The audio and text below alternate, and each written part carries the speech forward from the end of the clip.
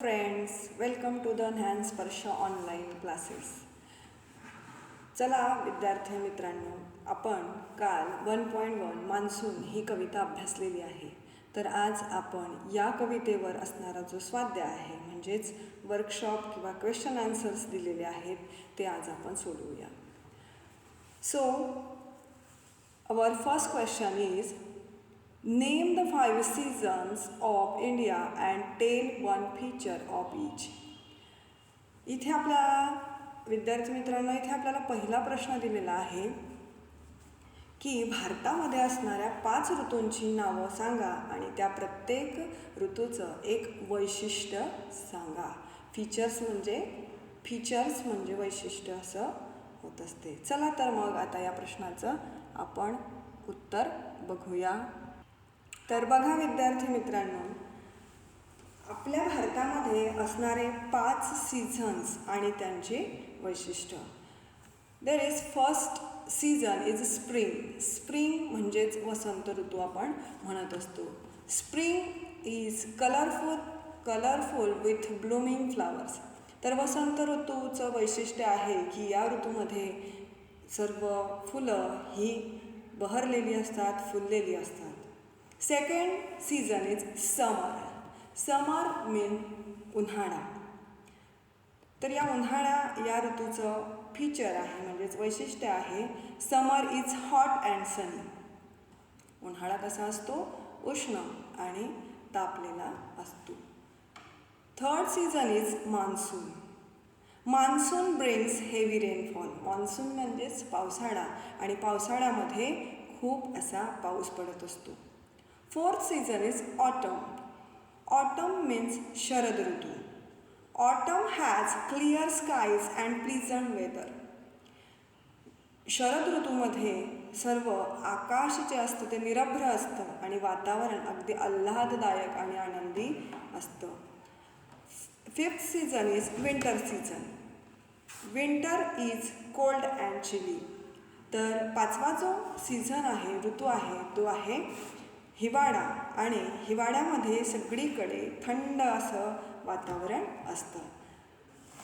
चला विद्यार्थी मित्रांनो, आता आपण जो सी क्वेश्चन आहे दिलेला आपल्याला तो बघूया.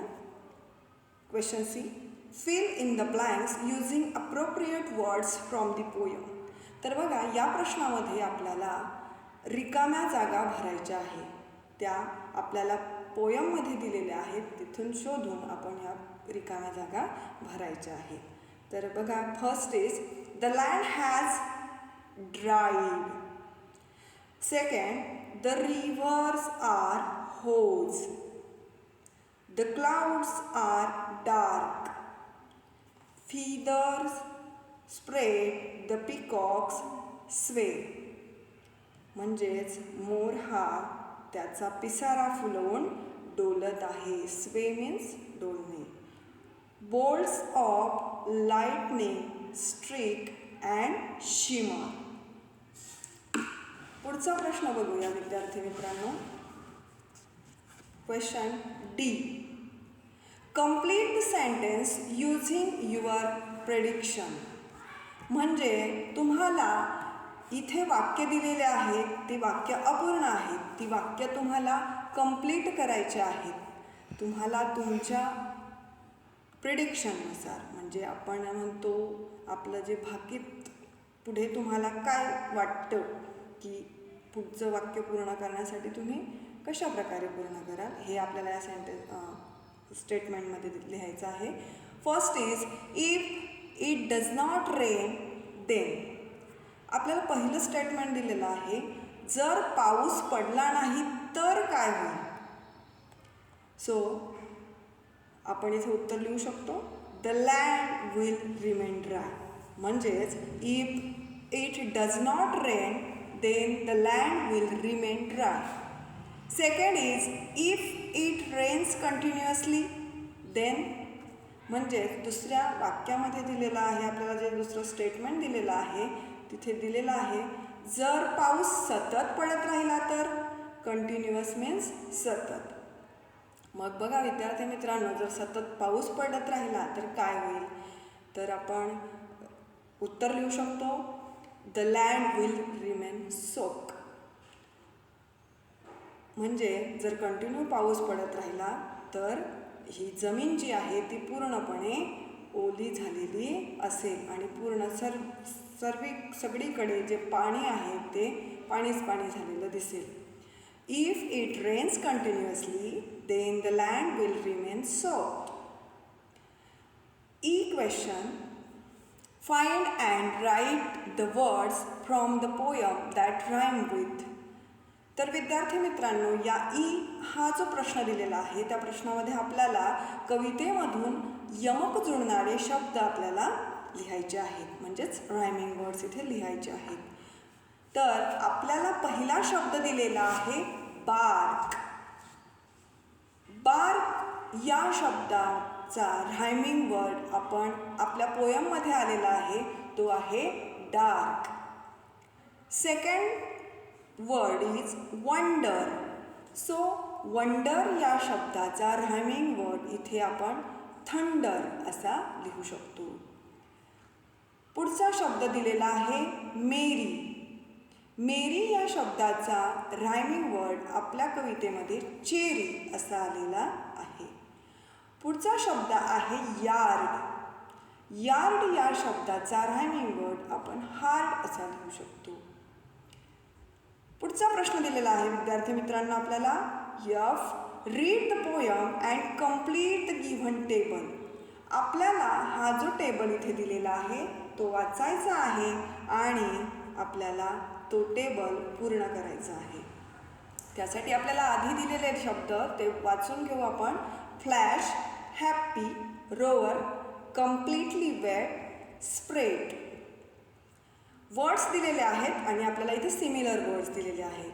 तर सिमिलर वर्ड्स म्हणजेच आपण सिनोनिम म्हणत असतो, म्हणजेच आपण मराठीमध्ये त्यांना म्हणत असतो समानार्थी शब्द. तर आपल्याला पहिला शब्द दिलेला आहे थंडर. थंडर म्हणजे काय, तर ढगांचा गडगडाट. मग थंडर हा काय आहे, तर एक आवाज आहे. त्याचप्रमाणे आपल्याला या ऑप्शनमध्ये दिलेला आहे रोअर. रोअर हा सुद्धा एक साऊंड आहे.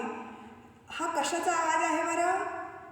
हां, बरोबर, सिंहाची गर्जना म्हणजे रोअर. Very good. पुढचा शब्द दिलेला आहे होज.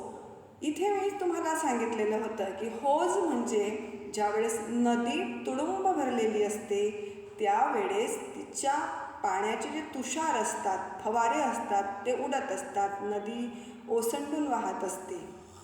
तर याचा अर्थ होईल, याचा समानार्थी शब्द होईल स्प्रेड. स्प्रेड म्हणजे पसरणे. पुढचा शब्द दिलेला आहे बोल्ट. बोल्ट या शब्दाचा समानार्थी शब्द आपण फ्लॅश म्हणजेच प्रकाश किंवा वीज चककल्यानंतर जो प्रकाश पडतो त्याला आपण फ्लॅश म्हणत असतो. पुढचा शब्द आहे bright and cheerful. Bright and cheerful या शब्दाचा अर्थ सिनॉनिम आपण इथे हॅप्पी घ्यायचा आहे, कारण आपण पोयममध्ये बघितलेलं होतं पाऊस आल्यानंतर जमीन ही कशी होते, ब्राईट अँड चिअरफुल म्हणजेच कशी होते, आनंदी होत असते. पुढचा शब्द दिलेला आहे ड्रेंच. ड्रेंच या शब्दाचा अर्थ म्हणजे सिमिलर वर्ड कम्प्लिटली वेट म्हणजे पूर्णतः ओली चिंब झालेली. समजलं विद्यार्थी मित्रांनो? Very good. चला आता आपण पुढच्या प्रश्नाकडे वळूया. पुढचा प्रश्न जी दिलेला आहे, which season is mention here.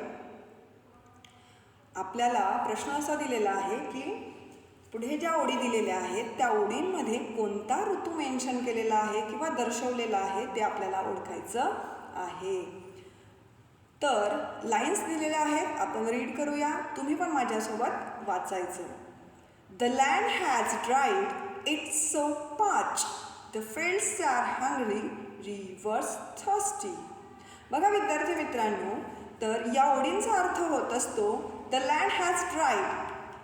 जमीन पूर्ण कोरडी झालेली आहे. It's so parched. Hot and dry झालेली आहे, भेगाडलेली आहे. The fields are hungry. शेतं पाण्यासाठी व्याकुळलेली आहेत आणि नदी तहानलेली आहे. मग मला सांगा, हे सर्व या लाईनमध्ये जे विवरण दिलेलं आहे, वर्णन दिलेलं आहे, ते कोणत्या ऋतूचं असेल बरं? व्हेरी गुड, समर. शाबास. तर हे उन्हाळा या ऋतूचं दिलेलं आहे. पुढचा प्रश्न बघू. Read, think and complete the following.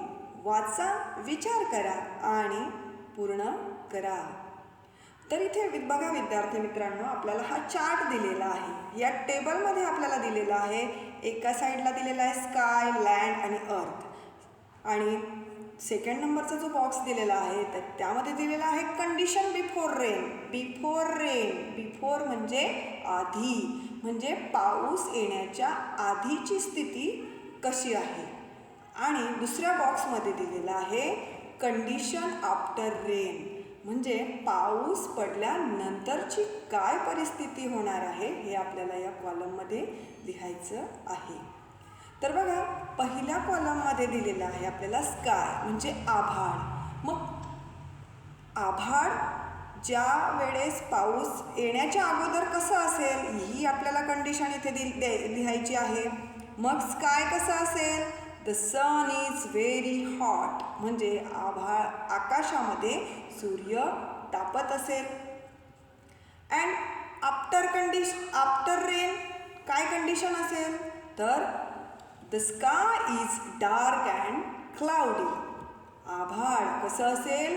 Dark म्हणजे गडद, काळं झालेलं असेल आणि ढगाळलेलं असेल. पुढचं दिलेलं आहे शब्द आपल्याला लँड. लँड म्हणजेच जमीन. बिफोर रेन लँड कशी असणार आहे?